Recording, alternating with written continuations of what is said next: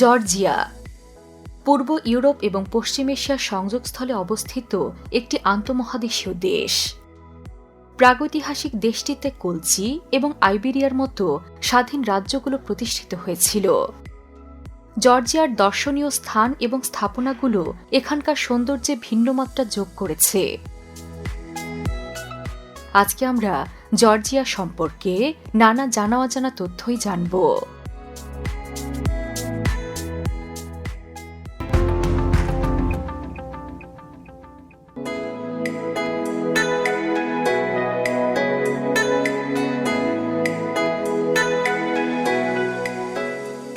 জর্জিয়ার অধিবাসীরা কিন্তু দেশটিকে এই নামে ডাকেন না। তাদের কাছে দেশটি স্কার্ডভেলো নামে পরিচিত।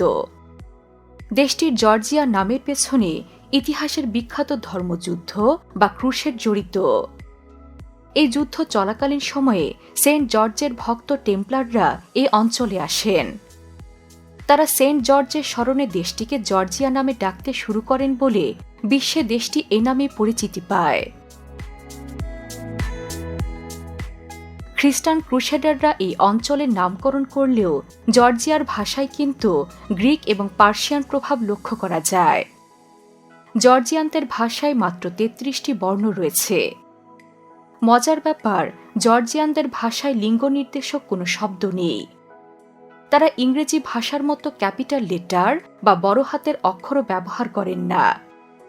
প্রাচীন এই ভাষাটি বর্তমান সময়ে এসেও খুব একটা বিকৃত হয়নি। ভাষাতত্ত্বের খনি এই দেশটি ব্যবসা বাণিজ্যের দিক থেকেও পিছিয়ে ছিল না। ১১ শতকের দিকে জর্জিয়া তৎকালীন দ্য গ্রেট সিল্ক রোডে যুক্ত হয় বলে চীনের সাথে দেশটির বাণিজ্যের প্রসার ঘটে। বলে রাখা ভালো, এই বাণিজ্যিক পথটি পৃথিবীর প্রাচীনতম বাণিজ্য পথগুলোর একটি। এই পথটি একসময় সমগ্র ইউরোপের সাথে চীনের একমাত্র যোগসূত্র হিসেবে কাজ করেছিল। বাণিজ্যিকভাবে গুরুত্বপূর্ণ হওয়ায় ১৮ শতকে রাশিয়ান ফেডারেশন জর্জিয়া দখল করে নেয়। ১৯৯১ সালে সোভিয়েত ইউনিয়নের পতনের আগ পর্যন্ত জর্জিয়া রাশিয়ান ফেডারেশনের একটি অংশ ছিল।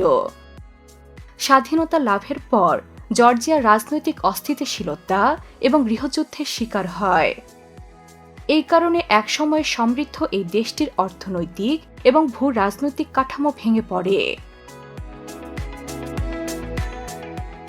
অর্থনৈতিক এবং ভূ রাজনৈতিক চড়াই উতরাই পেরিয়ে বর্তমানে দেশটি একটি সংসদীয় প্রজাতন্ত্রের রূপ পেয়েছে। পাশাপাশি জর্জিয়া জাতিসংঘ, ইউরোপিয়ান কাউন্সিল এবং বিশ্ব বাণিজ্য সংস্থারও সদস্য।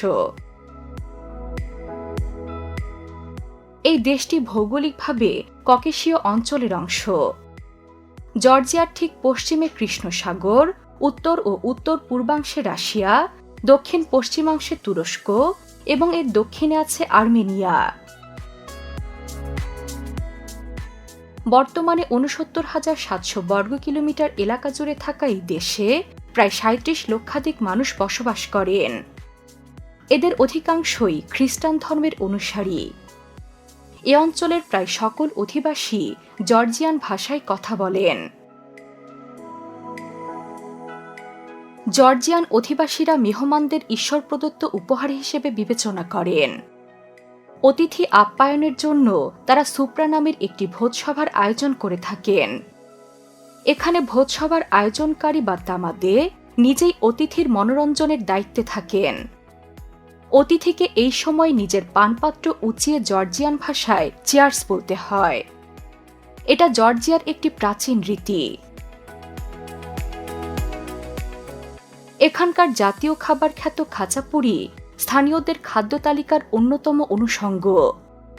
ঐতিহ্যবাহী খামির করা এই পাউরুটিটি ক্যানুর মতো দেখতে, যার মাঝে সুলগানি পনির বেক করা হয়। পরে খাবারটির উপর মাখনের টুকরো এবং ডিম ব্যবহার করেন রাঁধুনিরা। কোনো কোনো অঞ্চলে ডিমের পরিবর্তে মাংস কিংবা সবজি দিয়ে প্রস্তুত করা হয় খাচাপুরি। সসেজের মতো দেখতে আখরোট এবং আঙুরের রস থেকে তৈরি একটি খাবার চার্চখেলা। মজার ব্যাপার, একবার তৈরির পর এই খাবারটি 3 মাস পর্যন্ত কোনো রকম সংরক্ষণ ছাড়াই ভালো থাকে। তাই জর্জিয়ান সৈন্যদের শরীরে প্রোটিন এবং চিনির চাহিদা পূরণে চার্চ খেলা খাবারটির চাহিদা অনেক। এই খাবারগুলোর পাশাপাশি দেশটিতে অ্যাম্বার ওয়াইনের জনপ্রিয়তাও প্রচুর। মজার ব্যাপার, জর্জিয়াকে বিশ্বের প্রাচীনতম ওয়াইন উৎপাদনকারী দেশ হিসেবে বিবেচনা করা হয়। ধারণা করা হয় খ্রিস্টের জন্মেরও 6 সহস্রাব্দ আগে ভুলক্রমে এখানেই প্রথম মদ তৈরি করেছিল তৎকালীন অধিবাসীরা। তারা আঙুরের রসকে মাটির পাত্রে রেখে পাত্রের মুখ বন্ধ করে দেয় এবং পরে মাটির নিচে পুঁতে রাখে। শীত গড়িয়ে বসন্ত এলে এগুলোকে বের করে বোতলজাত করা হয়। জর্জিয়ানদের ওয়াইন শিল্পের জন্য ইউনেস্কো দেশটিকে মানবজাতির অভূতপূর্ব সম্পদ আখ্যা দিয়েছে। বসন্ত ঋতুর সমাপ্তি মানেই জর্জিয়ার ওয়াইন পানের ধুম পড়ে যাওয়া। এই বিচিত্র অভ্যাসকে ঘিরে একটি উৎসব পালন করেন এখানকার অধিবাসীরা, যা নিউ ওয়াইন ফেস্টিভ্যাল নামে পরিচিত। পর্যটকদের সবচেয়ে বেশি আকর্ষণ করে রাজধানী তিবিলিসির তিবিলিসোবা উৎসব। এটি থিয়েটার এবং মিউজিক শো, চমৎকার ফল এবং পানির ফোয়ারা প্রদর্শন এবং আতশবাজি পোড়ানোর মাধ্যমে দেশের সমৃদ্ধ সংস্কৃতি উদযাপন করে। জর্জিয়ার অর্থনীতি প্রধানত কৃষিকাজের উপরে নির্ভরশীল। দেশটিতে প্রচুর আঙুর, সাইট্রাস ফল এবং হ্যাজেলনাটের চাষ হয়, যা রপ্তানি করে প্রচুর বৈদেশিক মুদ্রা আয় হয় জর্জিয়ার। কৃষিপণ্যের পাশাপাশি জর্জিয়ার পর্যটন শিল্প দেশটির অর্থনীতির প্রধান নির্ণায়ক হিসেবে ভূমিকা পালন করে। এখানকার দর্শনীয় স্থানগুলো ইতিহাস, স্থাপত্য এবং ধর্মীয় গুরুত্বকে অনন্য উচ্চতায় নিয়ে গিয়েছে। জর্জিয়ার ন্যাশনাল মিউজিয়াম এখানকার উল্লেখযোগ্য একটি ভ্রমণ গন্তব্য। 2004 সালের 30শে ডিসেম্বর প্রতিষ্ঠিত হওয়ার পর থেকে জাদুঘরটি প্রফেসর ডেভিড লর্ড কিপার্নিটসের অধীনে পরিচালিত হচ্ছে।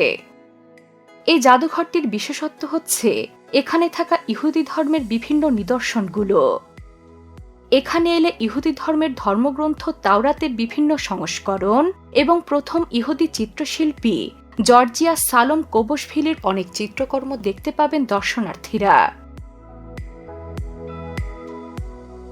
তিবিলিসি পিস বিচ জর্জিয়ার রাজধানী তিবিলিসিতে অবস্থিত একটি পথচারী সেতু। এটি 2010 সালের মে মাসে চালু করা হয়।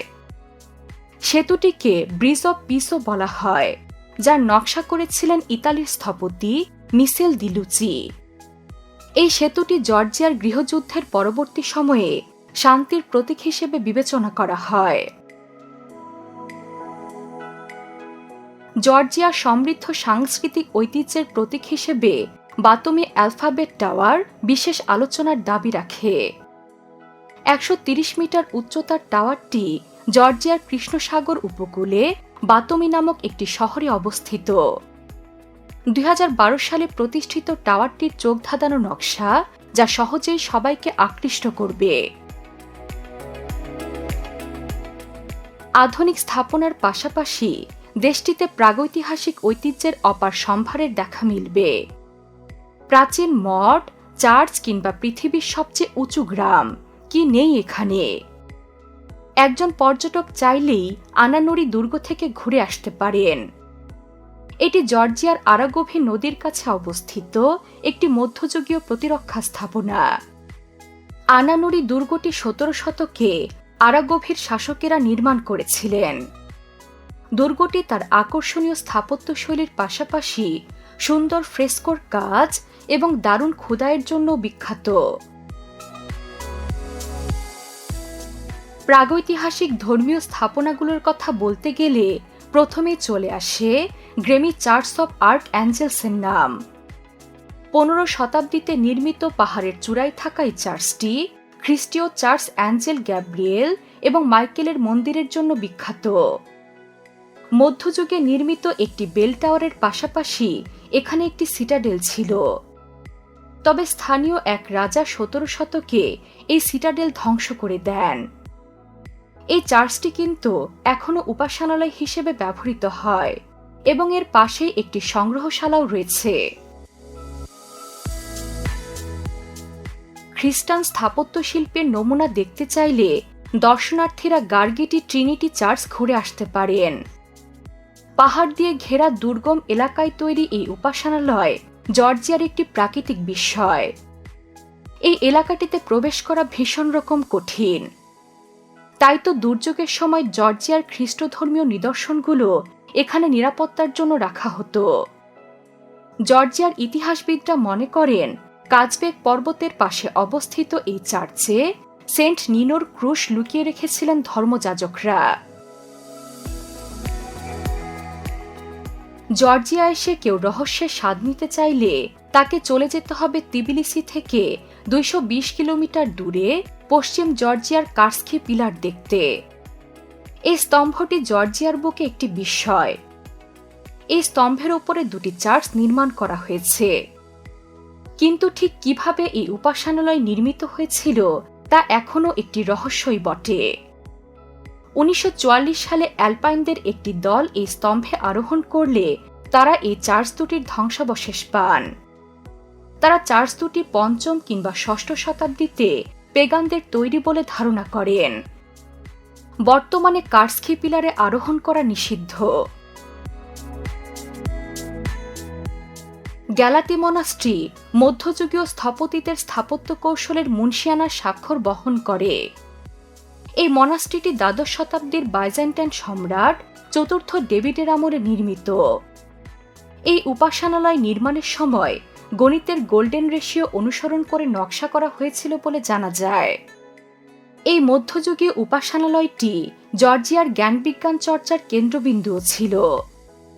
এখানকার মূর্তি এবং ইমারতের নকশায় স্বর্ণের ব্যবহার যেমন প্রশংসনীয়, তেমনি দর্শন চর্চার কেন্দ্র হিসেবেও এর গুরুত্ব অনেক।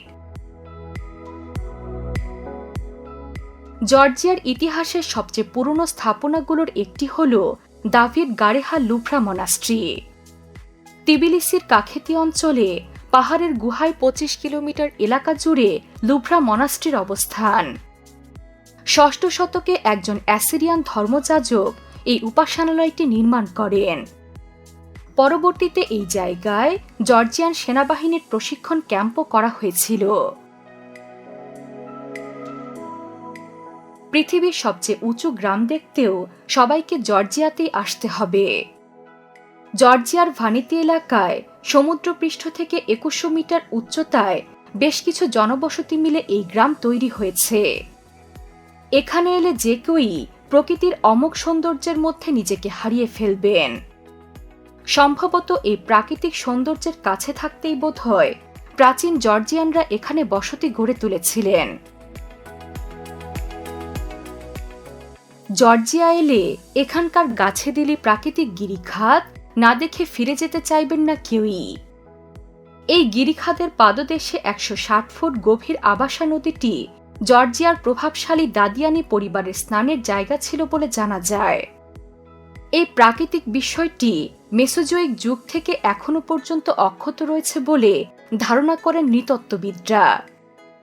প্রকৃতি ও রোমাঞ্চপ্রেমী পর্যটকেরা এখানে এলে আবাসা নদীর সবুজাব পানিতে নৌকায় চড়ে প্রকৃতির নৈসর্গিক সৌন্দর্য উপভোগ করতে পারেন। সব মিলিয়ে দারুণ এক সৌন্দর্যের স্থান এই জর্জিয়া। এখানকার জনগণের বৈচিত্র্যময় জীবনধারা যেমন আকর্ষণীয়, তেমনি তাদের খাদ্যাভ্যাস, সংস্কৃতি সকল কিছুই সমানভাবে প্রশংসনীয়। জর্জিয়া সবসময় এমনই সুন্দর থাকুক, এমনটাই কামনা বিশ্ববাসীর। বিশ্বের নানা প্রান্তে ছড়িয়ে থাকা এমন জানা অজানা তথ্য জানতে সাবস্ক্রাইব করুন বিশ্বপ্রান্তরে।